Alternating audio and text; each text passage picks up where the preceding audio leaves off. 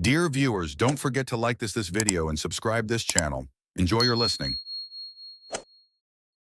They say funerals bring out the worst in people, but I never thought it would expose the kind of betrayal that tears families apart.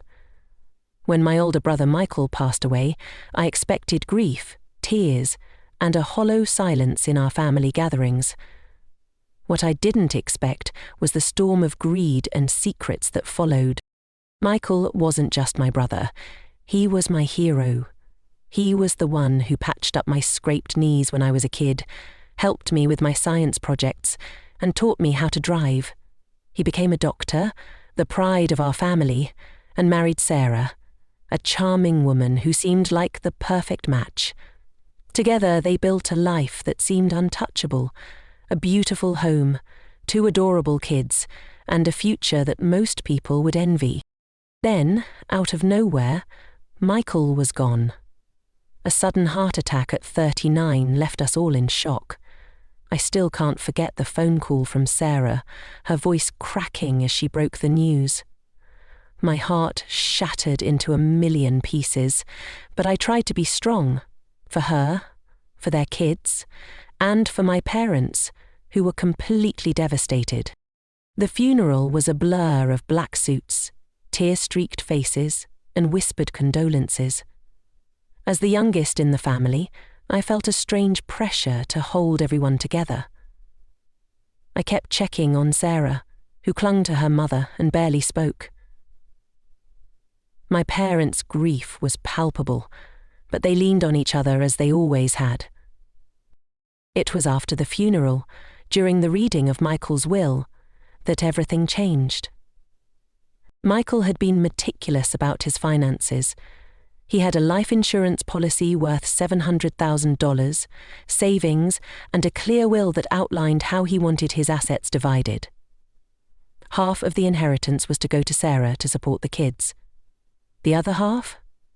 Michael had decided to leave it to my parents and me, explaining in a letter that he wanted to ensure our parents were taken care of in their old age and to help me pay off my student loans.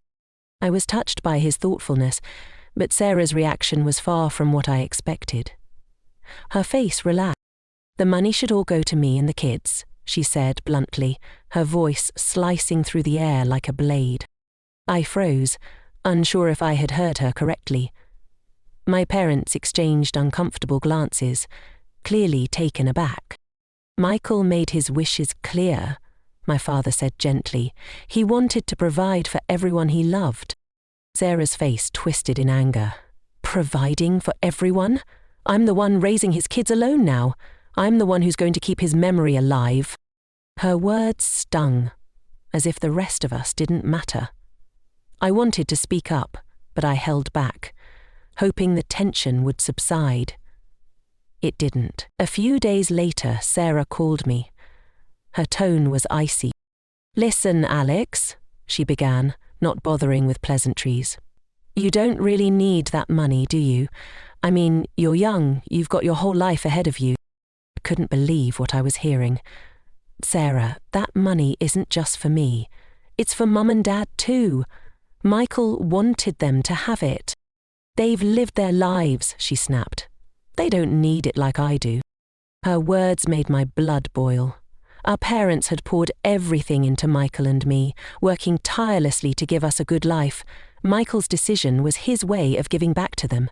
How could she dismiss that so easily? "It's not about need," I said, trying to stay calm. "It's about honoring Michael's wishes." "You're being selfish," she hissed. "Do you even care about his kids?" That hit a nerve. Of course I cared about my niece and nephew. I loved them more than anything. But this wasn't about them. It was about Sarah's blatant disregard for my brother's final wishes. The weeks that followed were a nightmare. Sarah began to spread rumors within the family, painting me as greedy and ungrateful. My aunts and uncles, who had always been close, started treating me differently. Every family gathering felt like walking into a battlefield. The stress took a toll on my parents too. I caught my mum crying more than once, overwhelmed by the growing divide in our family. Then came the bombshell. One evening, my cousin Emma called me. "Alex, you need to know something," she said, her voice trembling. I wasn't going to say anything, but I can't keep quiet anymore. My heart sank. "What is it?" Emma hesitated, then dropped the truth like a grenade. Sarah was having an affair. For years. I felt like the ground had been pulled out from under me. "What? With who?" "Some guy she met at her yoga studio," Emma said. "I saw them together once, but I didn't say anything because, well, I didn't want to cause drama. But now, with everything she's doing, I just couldn't keep it to myself." My mind raced. Had Michael known? Had this been why he was so meticulous about his will, ensuring the money would be divided fairly?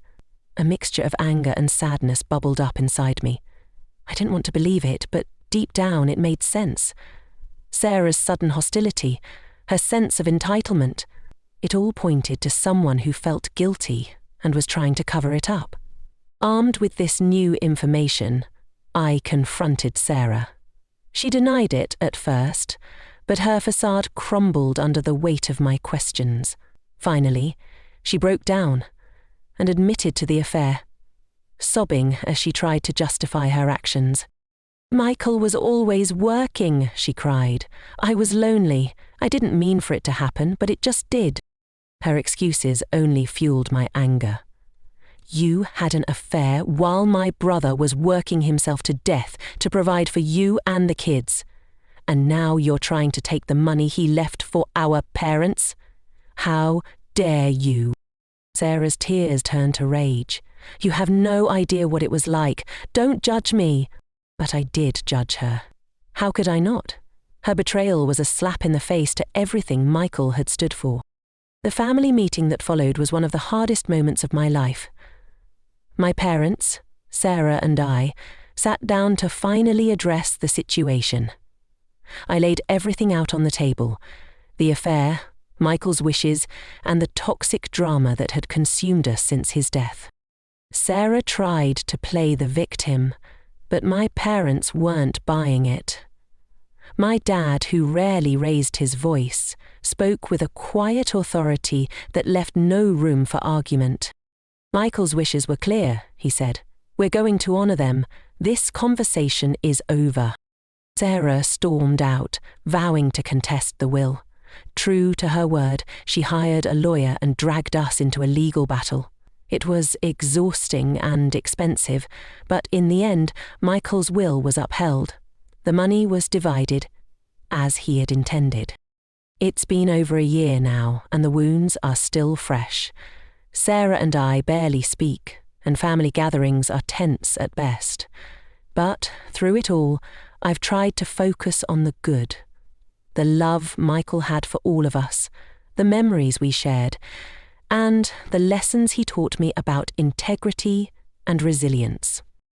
I still visit his grave every week, bringing flowers and telling him about everything that's happened. I hope he knows that I've tried to honor his legacy, even when it meant standing up to the people who tried to tear it down.